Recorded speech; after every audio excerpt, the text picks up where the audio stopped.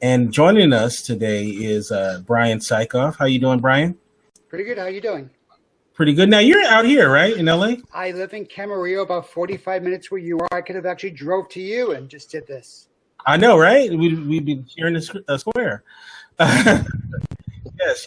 So thank you so much for being here. Looking forward to talking to you. And we're going to talk about a lot of different things because you cover a lot of things that we can talk about. Of course, we're going to talk about Halloween hotness, and we're going to talk about some spy business as well. But first up, we always like to do this. We want people to get an idea of where you come from. So where are you from originally? Where were you born? I'm from Brooklyn, New York. All right. Now, when I think of Brooklyn, I think of hip hop. I think of, Biggie Smalls, but that's me. So what was it like growing up in Brooklyn? Hard. Something. It was definitely a lifestyle that made me who I am today. I grew up in a small neighborhood in an area called Canarsie, Brooklyn, and it was just great in the 70s and 80s. Growing up, I moved out here about 13 years ago. And once again, once you're from New York, you're always from New York. Yeah. So when you were in high school, did you have any idea what you wanted to do with yourself as far as career-wise? Not being in New York. You wanted out of New York. Yeah. The thing is that, no, I didn't. To be honest with you, I went right after high school. I went to work on Wall Street for 10 years. So I've actually just kind of fell into a Wall Street career right after high school. And I was there for 10 years. So I made my fame and fortune early, and I just decided to head out from there. Okay. All right. So you spent 10 years on Wall Street, and then you realized something, that there was more to life, that there was more that you wanted to give to this great society we live in. And what was it that you did after Wall Street? I went to work for, of all things, a video store that my friend was building, and I actually promised that I would actually go ahead and work for them. I did that for a few years. Then I actually moved out here for the post office also in New York after a little while. And I transferred with the post office out here in California. So I'm kind of like a jack of all trades. There's not much that I can't do. I'm making you sweat. You okay? Just make sure. He'll make sure I'm not making you nervous, okay? No. It's like my air conditioner went out, so it's a little warm in here tonight. Just a little. Who did it go out with? Everybody I know? It's like, it went out with the furnace. And by the way, if you have any rain, can you send it to us, please? Because we need some. We need it. But yeah, my story is just kind of weird. I mean, I even met my wife on Match.com. My life is definitely erratic, but it led me to where I am today. So I would never take anything back. All right. Now, let's talk about cosplaying. Cosplaying is something that's come up a lot on this show. In fact, I believe Olaf is an amateur cosplayer, right? When you say? Yeah, probably. It's a little bit amateur. It's like I do a little bit here and there, not much. It's like I've started a few times to make a pirate costume, but I haven't got it finished yet. One of these days I'll get it. But I'd say it's like beginner.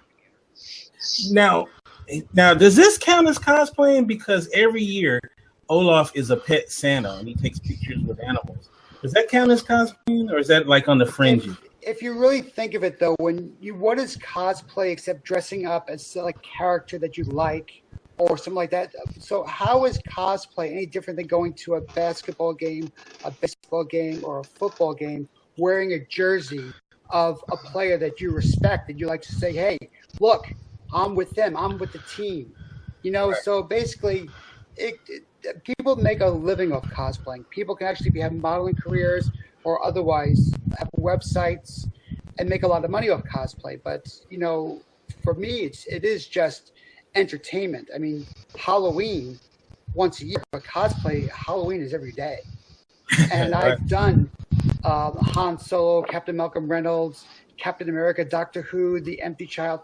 I've done a lot. And my Han Solo outfit from head to toe cost just over $1,000. Oh. And I'm telling you, so it's a really expensive hobby if you really put a lot of time and effort into it. This isn't store-bought stuff that back in the day with the mask with the rubber band that goes around your face. So it's come a long way since. Yeah, especially if you're trying to get screen accurate with your cosplay with all the different fixtures and everything, whatever the character has. The more the character has, the more you have. So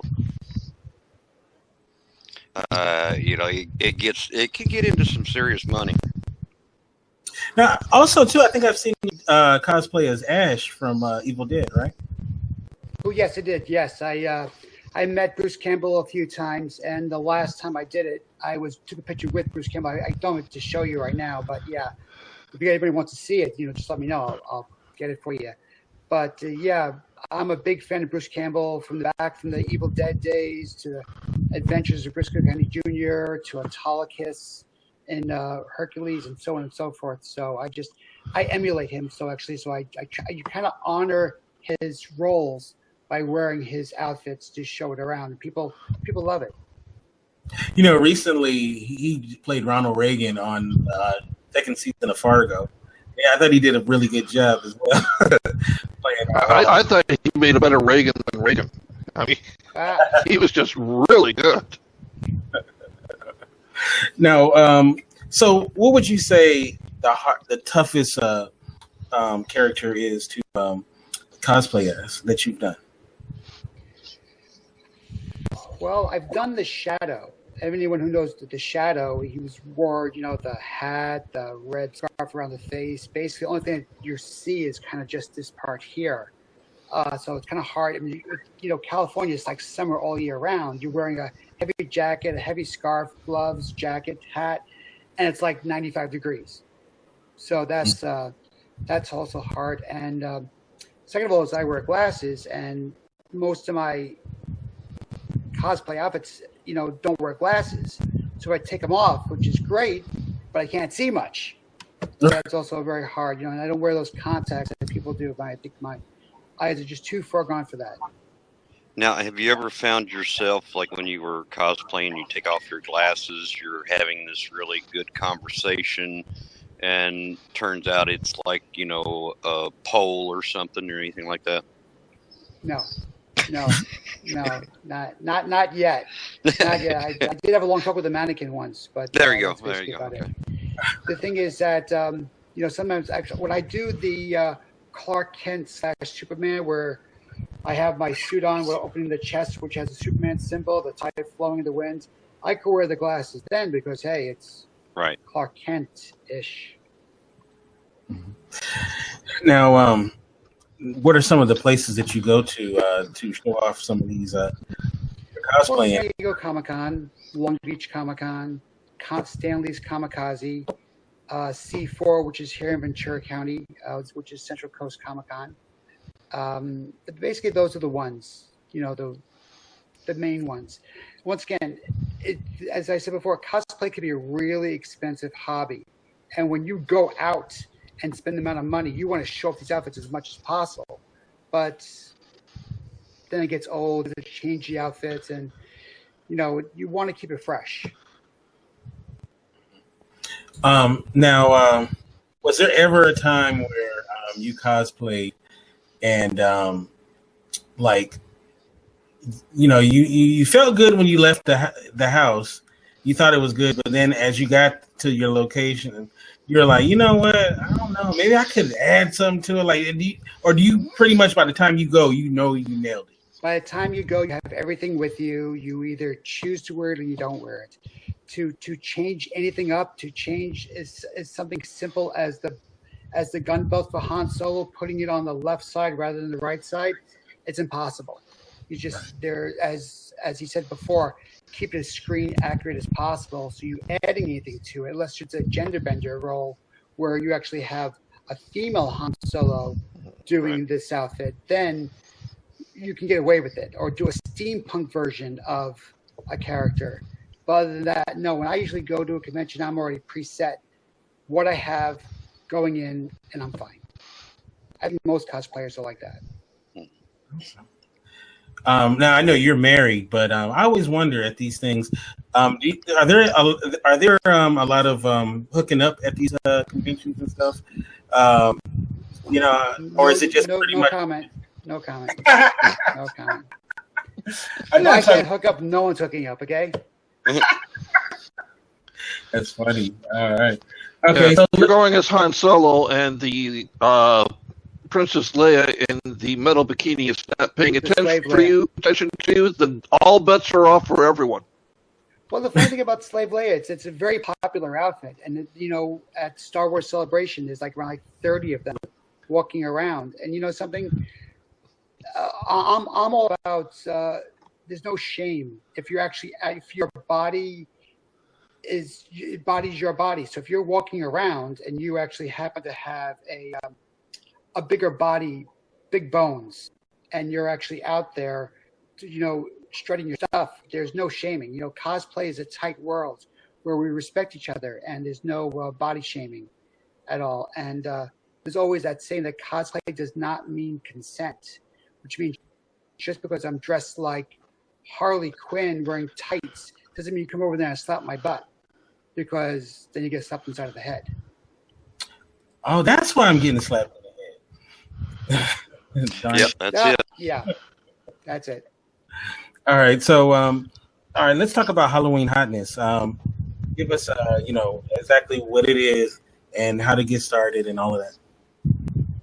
Well, let me start by saying that my wife's sister passed away from cancer about 2 years ago, and it was pancreatic cancer. I think they believe it. I mean, it killed Patrick Swayze from diagnosis to death in 30 days. My wife's sister, Carmen, lasted a year. Wow. So she's had a full life, just traveling and stuff to lead the rest of her life fully. And when she passed, I had a party that I spoke to my celebrity friends, producers, actors, directors, and so on and so forth. And I put together a party called Halloween Hotness, Hotter Than Hell. It's actually the first one. And I held it in a little club in downtown Hollywood. It was okay, intimate gathering, maybe around 75 people showed up. And I wasn't going to do it again because I felt like, okay, this was actually something I did in respect for my sister-in-law to get it done. Then my father-in-law got cancer, and it was melanoma cancer. And I'm like, oh, there's the phone. I'm not going to answer it, so don't worry about it. Let it just die off. And I said, something, I am going to host this one again. I'm going to definitely I'm going to make a difference, and I'm going to have it bigger and better than last time. And I did, actually. I held it at, which you probably know, the Roosevelt Hotel. You familiar with the Roosevelt Hotel? Mm-hmm. So I rented out the whole second floor of the Roosevelt Hotel. Had big red carpet. 75 people showed up for the first one. 440 people showed up for this one. Wow. And I had people from actors, actresses, producers, directors, musicians, fashion industry people covering the red carpet, and it was fabulous. It went great. It went better than I can ever expected. And we donated money to the National Breast Cancer Foundation that year. So that was called Halloween Hotness 2.0, sci-fi and fantasy themed. So this year, 1 month from today, October 15th, is called Halloween Hotness 3 in 3D, Heroes and Villains. Why am I going 3 in 3D? And why is Halloween Hotness 4 going to be the musical? And Halloween Hotness 5 is going to be, I don't know. I don't know where I get these ideas from. I just spread it out there. But we're doing it at the Reserve, which is downtown LA, which is a 1920s bank vault, which they ripped everything out and made it to a club. So it's a cocktail club inside there, but it's really beautiful. It's actually fancier inside than the Roosevelt Hotel looks inside. So it's another step up. And I reached out to the same people. I reach out to new people. I speak to the actors themselves, the publicists, the managers, and so forth. And I say, come on down. And I've gotten a positive response. We're even giving a Lifetime Achievement Award to Anthony Michael Hall that night. Oh, wow. The actor from Vacation, Weird Science, 16 Candles, and so on and so forth. So, we're We're always constantly looking for sponsors for the Step and Repeat to put their logo, maybe also on the website. Donations are available also on HalloweenHotness.com. You maybe $1, $5. If you donate more, you can donate more. But once again, every dollar counts. And I am out there pounding the pavement, sending emails, going to venues, appearing on podcasts, and just going ahead and just spreading the word, because everyone thinks October is a cancer awareness month. Every month is Cancer Awareness Month. Cancer doesn't take a vacation. It's expect to pop up only in October for pink ribbons. There's different ribbons for different cancer organizations, and I just don't want people to wait for a tragedy to strike before they say, hey, people should be donating money for this. So I'm just doing my part. Thanks for doing this, because cancer is one of those things that it affects everybody, no matter age, race, and, it affects us all, either directly or indirectly. So let's talk about some of the kind of things that go on at this event. I imagine there's music, right? Food, dancing, right? Well, I wouldn't call it really food. We do have like hors d'oeuvres that we serve around, and like snacks, but it doesn't come like the real food, because I'm trying to keep these tickets inexpensive. I want the average Joe to be able to say, hey, I partied with Anthony Michael Hall, Casper Van Dien, Lorraine Lyden, Mel Novak. There's just hundreds of celebrities that are going to be there, and they just come to hang out and just support. And this isn't an autograph show. This is just basically a big party. And if I made it $250 a ticket, sure, I could provide food and maybe an open bar, but I'm not paying people to drink. I want people to understand this is a party. Yes, there's raffles, there's giveaways, there's costume contests. There are there's burlesque dancing too. I have burlesque friends that are willing to dance, and there's singing, and there's music, and there's a live DJ. There's going to be a band, but I keep the tickets as low as $30. Nice. So the average Joe can just come and enjoy the festivities that are around them. If I made it $250, I'm going to a different clientele. I want the average Joe to appreciate that they're making a difference than having to pay a $250, $500, $1,000 a plate to sit next to or 4 or 5 rows from Brad Pitt.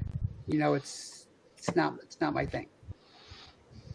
But Brad Pitt, if you are listening, if you want to come, just hey, come on down, man.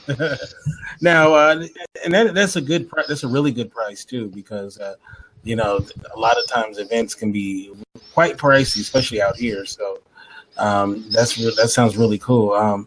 So Anthony Michael Hall, he's getting a Lifetime Achievement Award. Is he your first Lifetime Achievement Award for this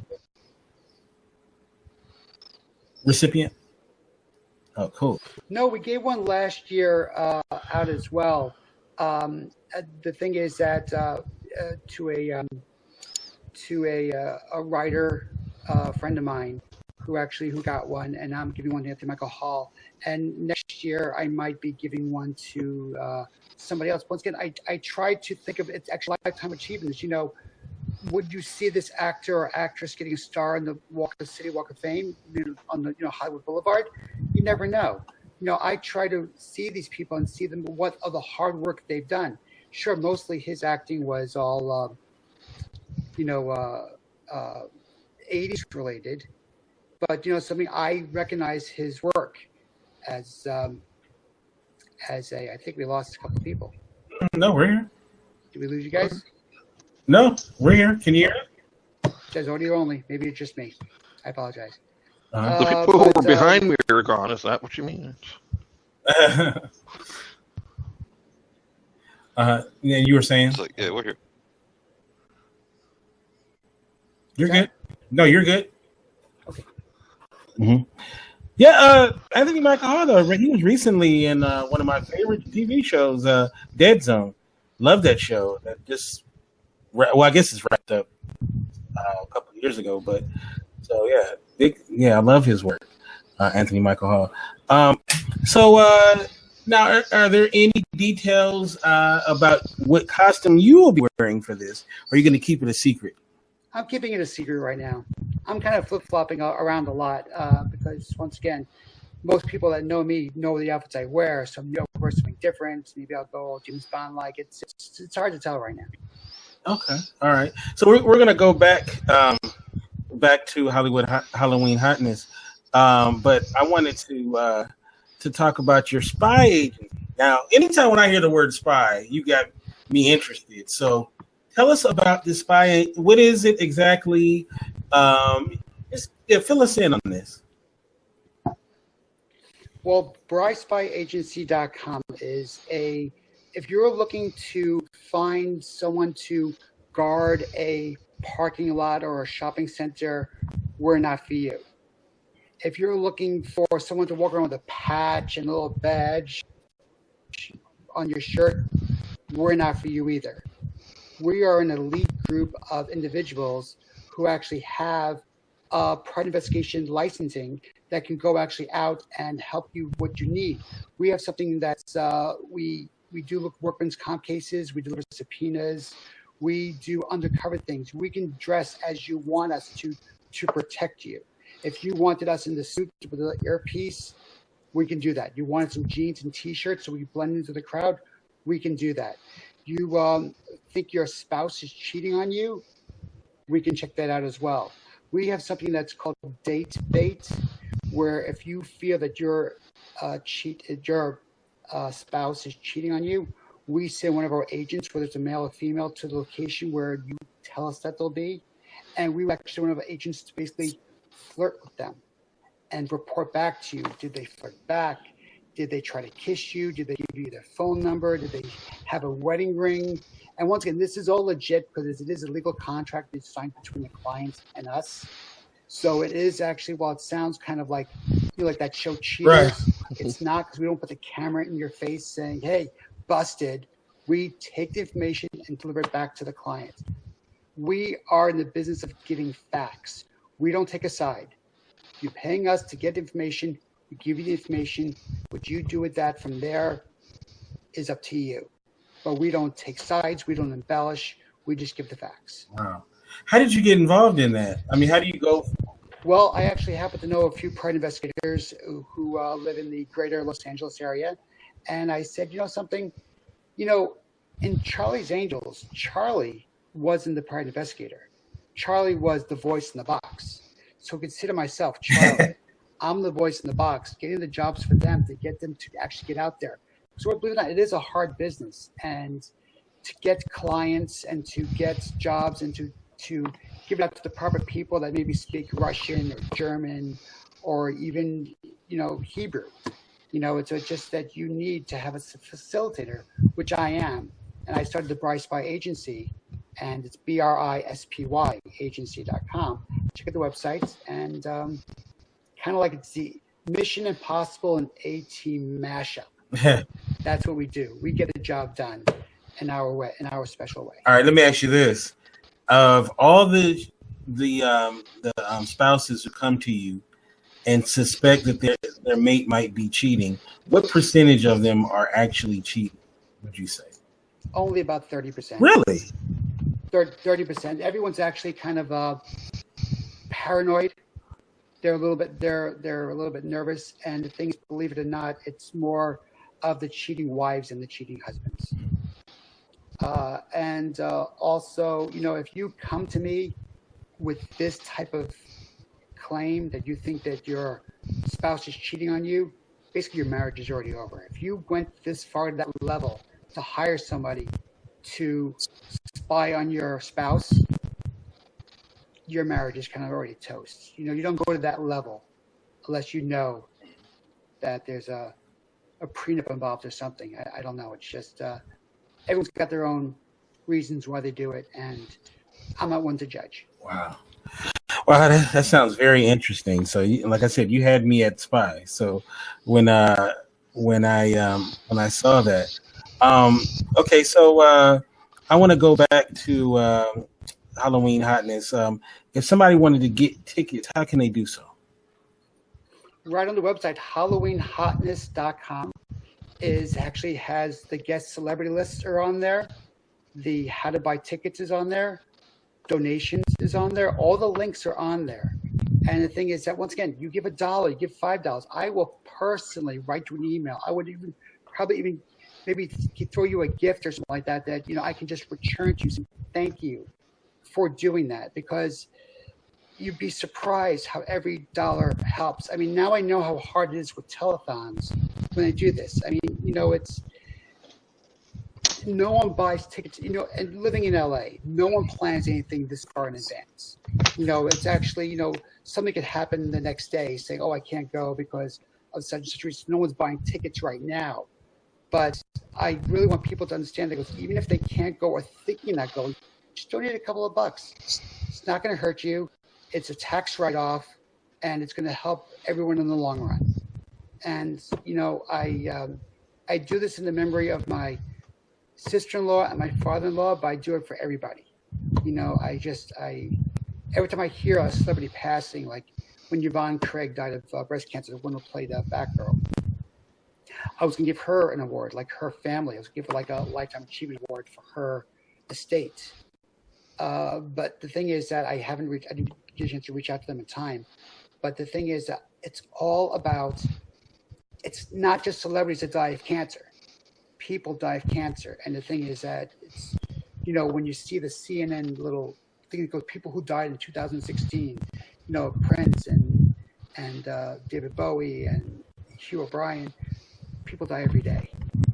And I'm sure a lot more people die of cancer than of old age.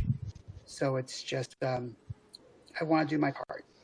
When you go to the supermarket and it says a little thing there, would you like to donate $1 or $2?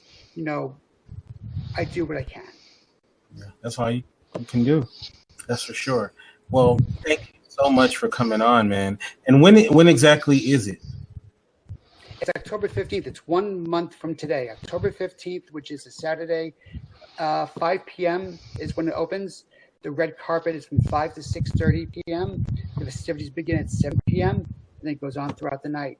And it's called The Reserve, and it's www.halloweenhotness.com. And, please, if you can't come, but you do want to help in some way, $1, $5, $10. If you give more, mazel tov. If you can't, I understand completely. We'll still continue our hard work. All right. Well, thank you so much, Brian, for coming on and sharing this with us. And we wish you all the success, man. Thank you so much. Yes. And think if you want to come to the party in October, just let me know, okay? I will. I definitely. I believe I'll be in town then. So thank you. Very good. So